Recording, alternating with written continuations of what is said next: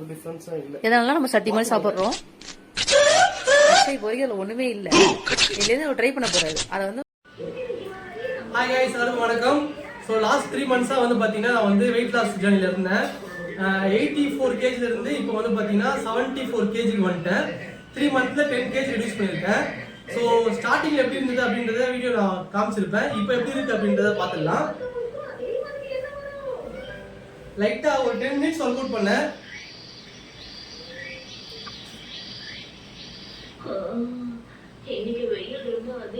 போஸ்டிங்ல என்ன கத்துக்கல.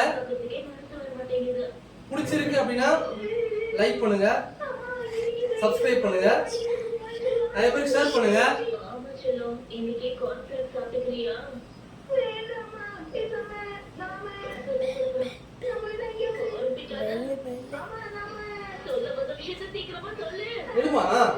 எடுத்துதான் இருக்கேன்.